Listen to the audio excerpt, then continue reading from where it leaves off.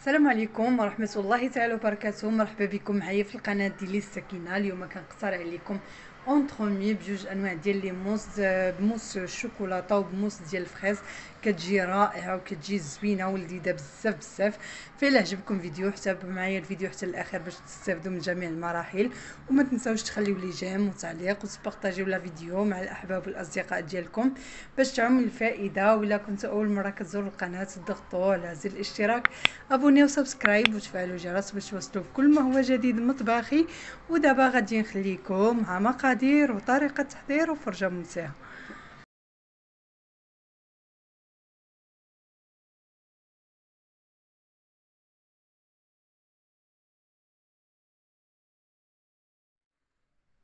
فبالنسبه لهاد لونطرومي، اول حاجه غادي نحتاجو لها هي لو بسكوي. فبالنسبه للبسكوي اللي غادي نستعمل في هاد لونطرومي، غادي نستعمل بسكوي براوني اللي غادي نحتاجو ليه 150 غرام ديال الشوكولا، اي نوع بغيتو كتستعملوه. هادي 3 ديال البيضات، 60 غرام ديال الدقيق، و150 غرام ديال الزبده، وقبيصه ديال الملحه. فاذا كنتو غادي تستعملوا السكر كديروا 150 غرام ديال السكر. انايا غادي نتفادى السكر، ما غاديش ندير السكر، غادي نكتفي غير بالحلاوه ديال الشوكولا. غادي ناخذوا الزبده ديالنا هي اول حاجه، وغادي نضيفوا لها الشوكولا، 150 غرام ديال الزبده مع 150 غرام ديال الشوكولا.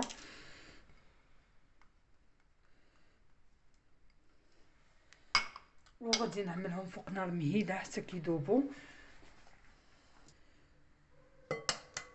غادي ناخذوا دابا البيض ديالنا، 3 ديال البيضات ضروري يكونوا بحراره ديال المطبخ.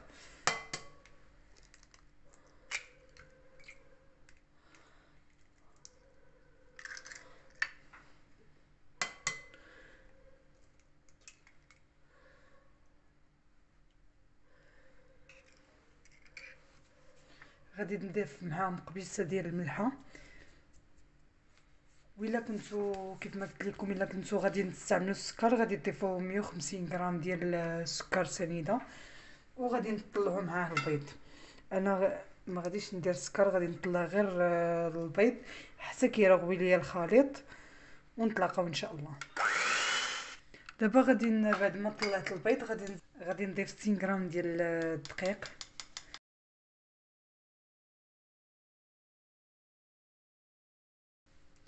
وغادي نبدا نخلط.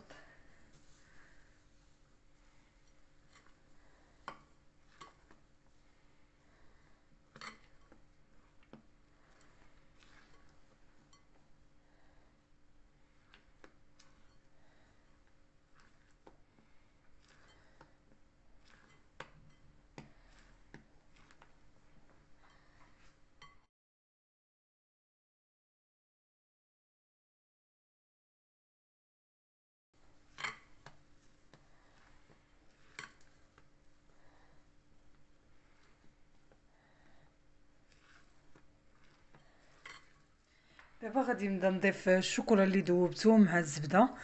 بعد ما دفى غادي نبدا نضيفو بشويه بشويه على الخليط.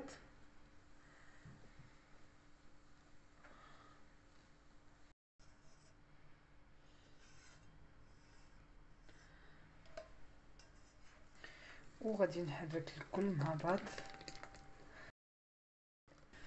دابا غادي خديت اللاطه ديالتي فين غادي نوضع الخليط بعد ما فرشتها بالسولفيغيزي.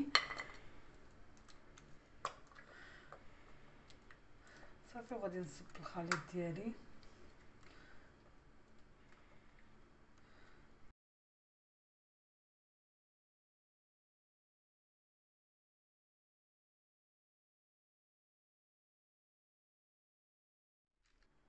صافي بعد ما سرحت البغاوني ديالي في اللاطه، دابا غادي ندخلو الفران على 180 درجه حتى كيطيب من 15 حتى ل 20 دقيقه، ونتلاقاو ان شاء الله. بعد ما درنا البسكويت ديالنا يطيب غادي نحضروا دابا لاموس. فبالنسبه للاموس، اول حاجه غادي نحضروها هي الكريم اونغليز. فبالنسبه للكريم اونغليز غادي نحتاجو فيها 3 ديال الصفر ديال البيض، غادي نحتاجو 40 غرام ديال السكر سنيده، من الاحسن تكون سنيده اللي رقيقه، وعندنا 120 مليلتر ديال الحليب ولا ديال الكريمه. وبالنسبه للشوكولا غادي نحتاجو فيه 150 غرام ديال الشوكولاته السوداء نوعيه جيده، وغادي نحتاجو 300 غرام ديال الكريمه اللي غادي نطلعوها ميمونطي. اول حاجه غادي ناخذ الكريمه ديالتنا، غادي نديرها تسخن شويه فوق البوطه. هنايا غادي ناخذ صفر ديال البيض، غادي نضيف له سكر سنيده. هاد 40 غرام ديال السكر سنيده ضفتها ل3 ديال الصفار ديال البيض، وغادي نخلطو.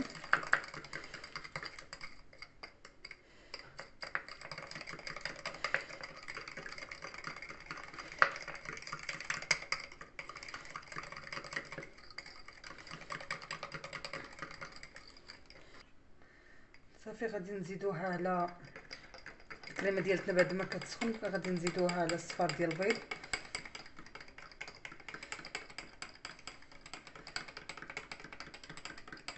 وحنا تنحركو باش ما نطيبوش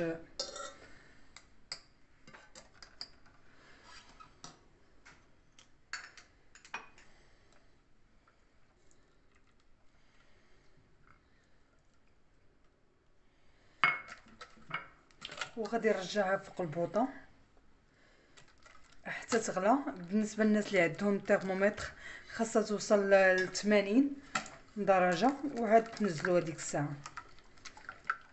هاي الكريم اونغليز ديالنا بعد ما كتوجد كتبدا كتعقد. ها نتوما ملي كديروا الخط بحال هكايا ما كيتلاصقش.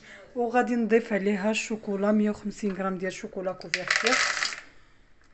الا كنتو غادي تحتفظوا بالكاطو مده طويله تقدروا تضيفوا واحد 2 وراقي ديال لا جيلاتين. انا ما غاديش ندير الجيلاتين حيت ديجا غادي نستهلكها قبل.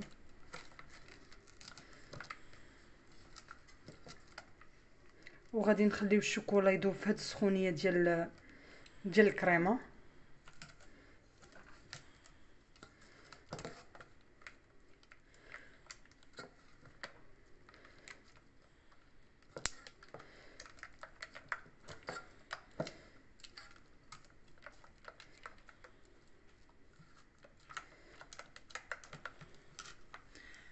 دابا غادي ناخذ الكريمه ديالتي بعد ما بردات، غادي نديرها طرب. خديت 300 غرام ديال الكريمه.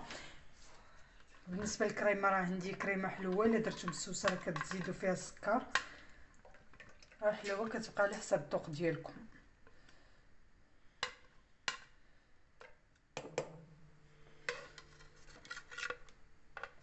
صافي غادي نوضعها تطرب ونتلاقاو ان شاء الله. داب لينا الشوكولا في الكريم اونغليز. خدينا هنا الكريمه طلعتها ميمونطي اولا على بوانت. غادي ناخذ منها كميه بسيطه وغادي نوضعها مع الخليط ديال الشوكولاته.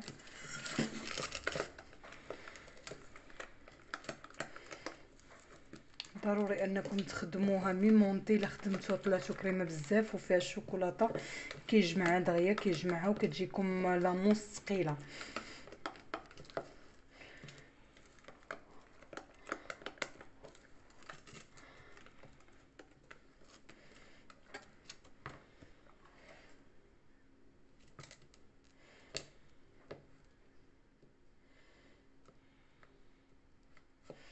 صافي غادي نوضع الخليط ديالي كله هنايا مره واحده.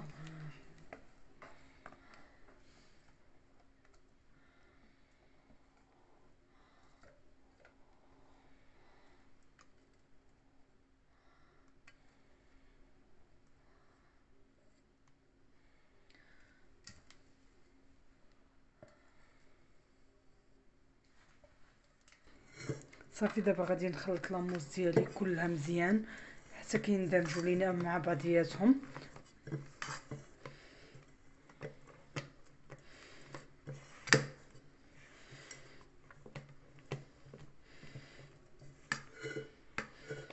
كنبقاو بحال هكا من اسفل الاله حتى كنحصلوا على واحد لاموس اللي كتكون خفيفه.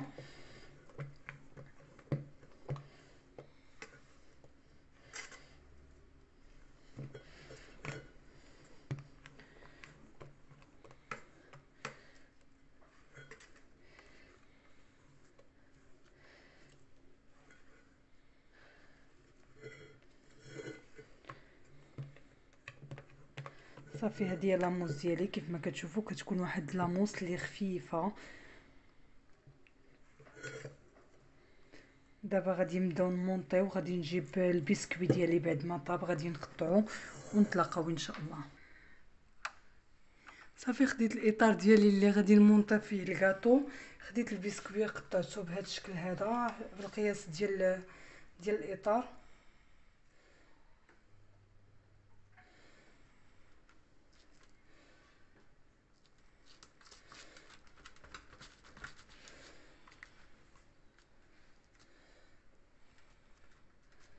ديجا البسكوي راه ما تيحتاجش اننا نسقيوه، كيكون معلق.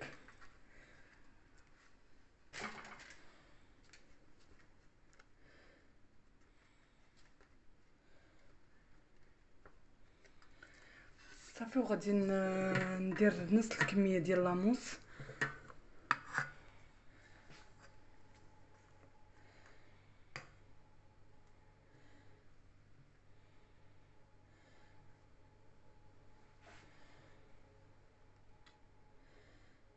غادي نحاول نوزعها ونتلاقاو ان شاء الله.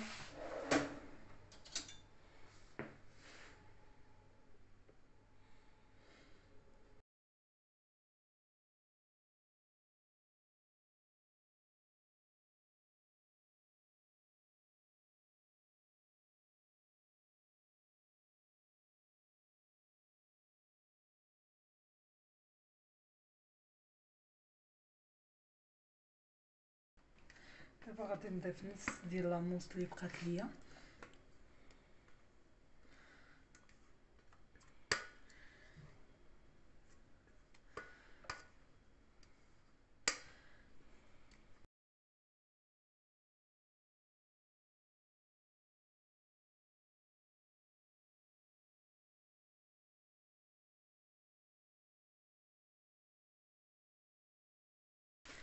بعد ما وزعت الكريمه دابا غادي نغطيها بالسلوفان وغادي نخليها في مجمد ليله كامله. ضروري انها تبقى ليله كامله باش تخبط لينا لاموس. صافي بعد ما غطيتها غادي ندخلها للمجمد حتى لغد لي ونتلاقاو ان شاء الله. دابا غادي ندوزو نحضروا لاموس ديال الفريز اللي غادي نحتاجوا ليها بطبيعه الحال الكريم اونغليز والفريز. فبالنسبه للكريم اونغليز غادي نحتاجوا 3 ديال الصفار ديال البيض، 150 غرام ديال الحليب، 370 غرام ديال الكريمه، 3 ديال الوراقي ديال الجيلاتين. هنايا عندي 60 غرام ديال السكر، يعني غادي نستعمل 30 غرام في الكولي ديال الفريز و30 غرام غادي نستعملها في الكريم اونغليز. وعندي هنايا 300 غرام ديال الفريز. اول حاجه غادي ناخذ نص كميه ديال السكر، تقريبا 30 غرام ديال السكر، وغادي نوضعو فوق النار حتى كيغلى ليا الخليط وندوزو نحضرو كريم اونغليز. هنايا خديت 150 غرام ديال الحليب، غادي نوضعها في كاسرول وغادي نديرها فوق النار حتى تبدا تغلى. هنايا الوراقي ديال الجيلاتين غادي نوضعهم في الماء بارد، وغادي ناخذ صفار ديال البيض، وغادي نوضع معاه 30 غرام ديال السكر سنيده وغادي نخلطو. غادي نخلط السكر مزيان مع الصفار ديال البيض.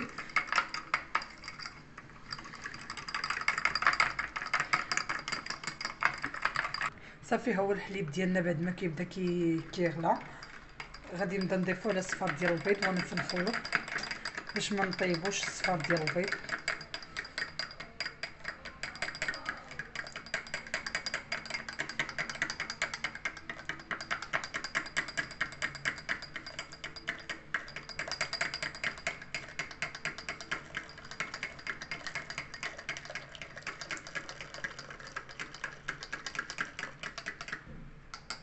وغادي نرجع الكل في الكاسرول.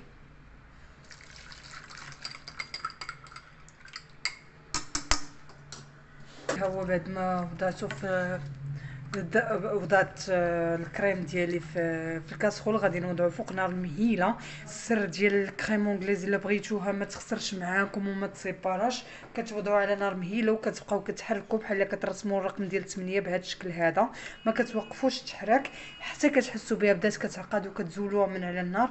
فبالنسبه للناس اللي عندهم ترمومتر راه كتخليوها تقريبا واحد حتى كتوصل ل 80 82 درجه وكتنزلوها من على النار. فبالنسبه فاش كتبدا كتعقد لكم، منين كتهزوا سباتيل ديالكم وكتديروا خط بحال هكايا ما كيتلاقاش وكتبدا كتقار، كتعرفوا انها راه وجدات. صافي انا غادي نديرها حتى كتوصل ليا لدرجه حراره 82 ونتلاقاو ان شاء الله. صافي بعد ما كتوجد لينا الكريم اونغليز ديالنا نتوما كيف ما كتشوفوا بعد ما كتعقد، دابا غادي نضيف لها الجيلاتين بعد ما طلقناه في الماء وهي باقيه سخونه، وغادي نطلقوا في هاد السخونيه ديال الكريم اونغليز.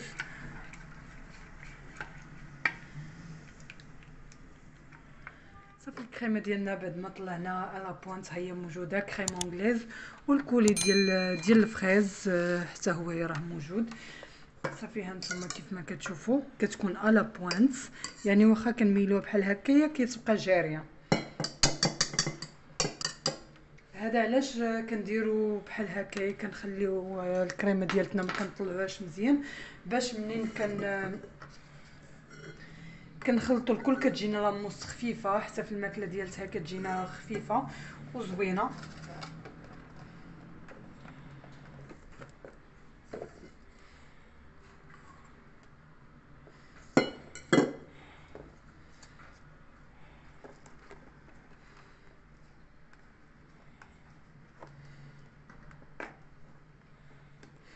صافي كنخلطوا الكل بحال هكايا وغادي نضيفوا على الكميه ديال الكريمه اللي بقات ليا.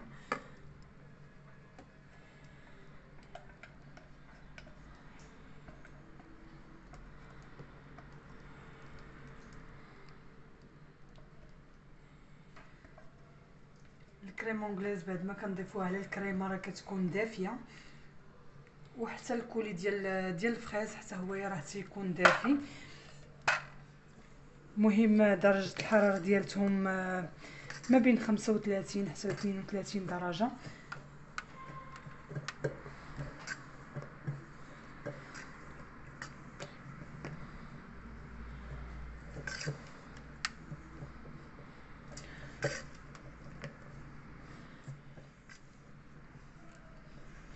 ودابا غادي نبدا نضيف الكولي ديال الفريز. دابا غادي نضيف الكولي ديال الفريز بعد ما صفيتو. الا بغيتو تصفيوه كتصفيوه، ما بغيتوش ما كانوش كيديرونجيكم لي غان اللي تيكونوا فيه ماشي مشكل، ديروا كيف ما هويا.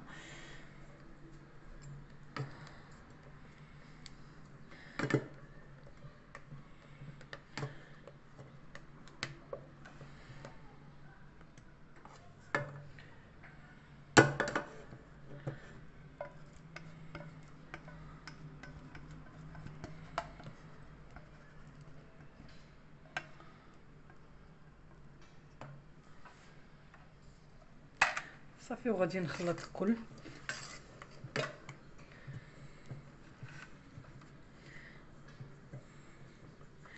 هكا باش كنحصلوا على واحد لاموس اللي كتكون خفيفه.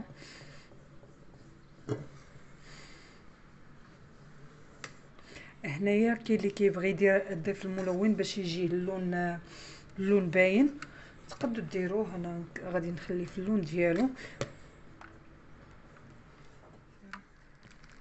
هنايا كيف ما كتشوفوا معايا خديت الكاطو اللي خدمته بالشوكولا، ديموليتو خديت اطار كبر منه وغادي نوضع وسط منه في الجناب وفوق منه لاموس ديال الفريز.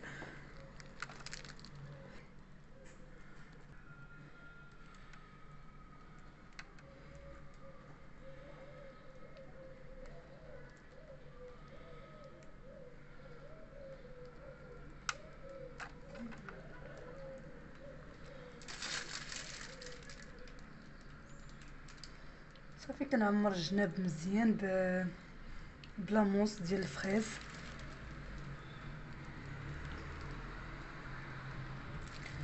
وغادي نغطي لونطرومي ديالي كلها بلا موس.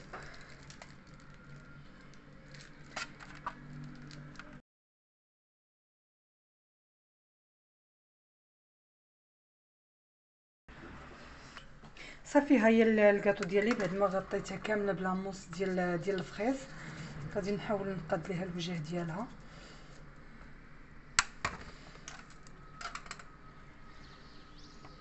صافي ها هي بعد ما غطيناها بلا موس ديال الفريز غادي نعاود نغطيها بالسلوفان وغادي ندخلها المجمد ليله كامله حتى لغد ليه ونتلاقاو ان شاء الله باش نكلاصيو. بعد ما خلينا الكاطو ديالتنا في المجمد ليله كامله دابا غادي ندوزو نحضروا الكلاصاج. فبالنسبه للكلاصاج اللي غادي نستعمل اليوم غادي نخدموا معكم بدون غليكوز. غادي نحتاجو فيه 100 غرام ديال الماء، 120 غرام ديال الكريمه السائله، وغادي نحتاجو 2 معالق كبارين ديال العسل، 100 غرام ديال الشوكولاته البيضاء، وغادي نحتاجو 170 غرام ديال السكر سنيده اولا الكاسوناد. انا استعملت هنا الكاسوناد، وربعه الوراق ديال الجيلاتين والكولورون كيبقى على حسب الذوق ديالكم. اول حاجه غادي نبداو بها هي غادي ناخذ الوريقات ديالنا غادي نرطبوهم في الماء، وغادي ناخذ السكر السنيده اولا الكاسوناد غادي نعمل معاه 100 غرام ديال الماء، وغادي نوضعوه فوق نار مهيله حتى كيذوب ليا هاد السكر ويغلى ليا الخليط. وغادي نضيف معاه 2 معالق كبارين ديال العسل،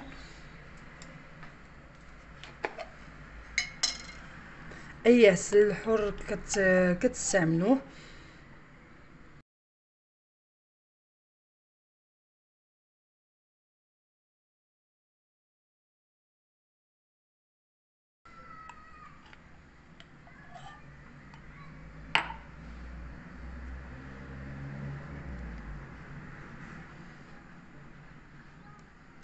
صافي غادي نوضع الكل فوق نار حتى يغلى ليا الخليط ونتلاقاو ان شاء الله.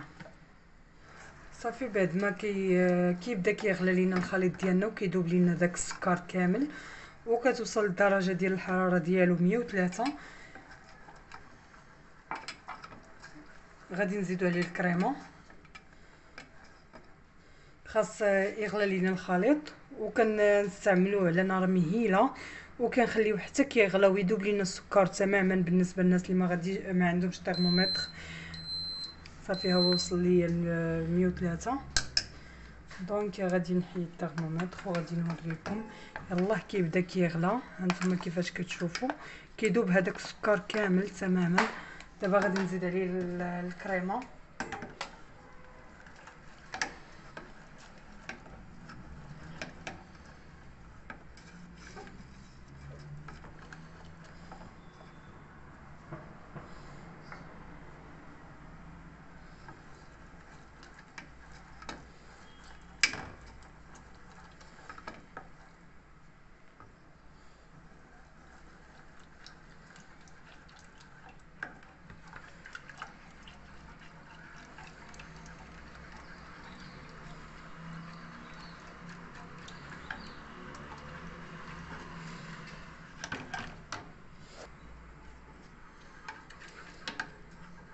دابا غادي نخليو الكريمه ديالنا بعد ما ضفناها غادي نخليوها تغلى تقريبا واحد 30 ثانيه وغادي ننزلوها من على النار.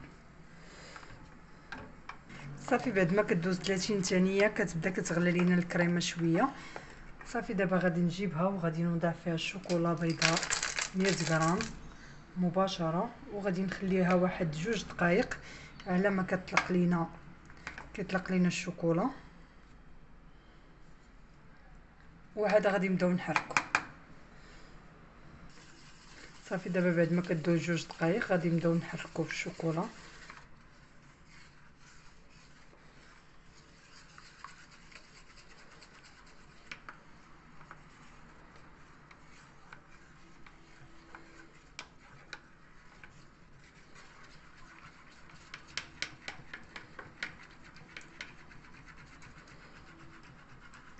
دابا غادي نضيف هاد 4 ديال الوريقات ديال الجيلاتين بعد ما طلقناهم في الماء. ضروري ان الماء يكون بارد اللي تطلقوا فيه الجيلاتين ديالكم.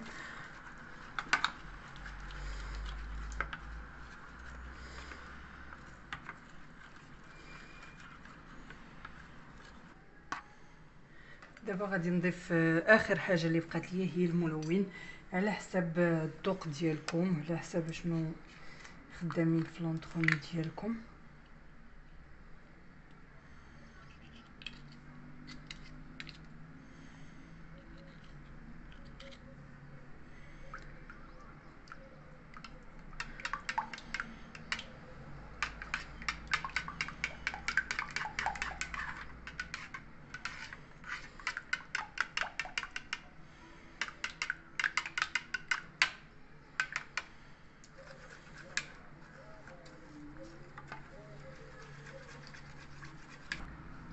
دابا غادي نميكسي الخليط ديالي باش يطلق لي اللون مزيان، وعاد نصفيه ونتلاقاو ان شاء الله. صافي بعد ما ميكسينا الخليط دابا غادي نجيبو غادي نصفيه.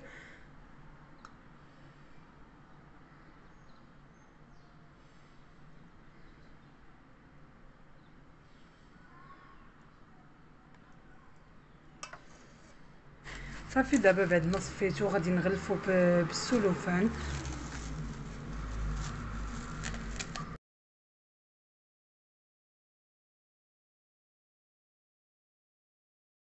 صافي الكلاصاج ديالنا بعد ما غلفناه اون كونتاكت غادي نخليوه ليله كامله. هذا هو السر ديال الكلاصاج، باش كيعطيكم اللون مركز اكثر وباش كيشد لكم اكثر على لو غاطو ديالكم.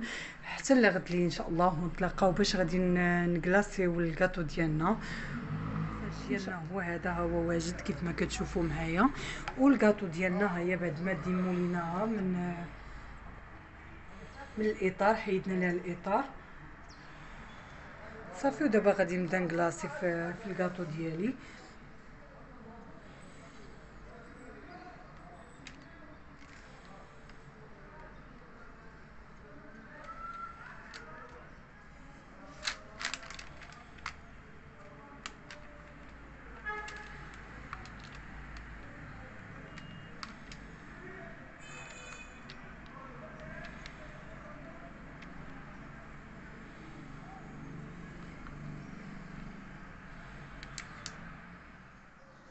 كان هذا هو الشكل النهائي ديال الكاطو ديالنا بعد ما تنكلاصيوها. كنخليوها حتى كتقطر، وكان دوك الجنيبات اللي تيبقاو دوك الدميعات اللي تيبقاو تنقطعوهم بالمقص، وفي الجناب كنزينوهم بالكوكو ولا بالفيوتين ولا بالشوكولا فيرميسيل على حساب الذوق ديالكم.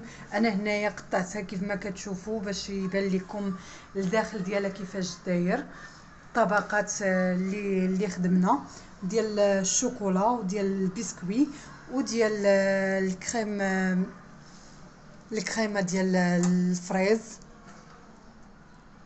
كتجي الحلوه رائعه وزوينه بزاف بزاف. فبالنسبه للتزيين زينتها بالماكارون وزينتها بالحبات ديال الفريز وبالشوكولا، كتجي زوينه ولذيذه بزاف بزاف. نتمنى انكم تجربوها وتلقى الاستحسان ديالكم. فما تنساوش دعموا القناه بلي لايك وبلي بارطاج وتابعوا جديد وصفاتي.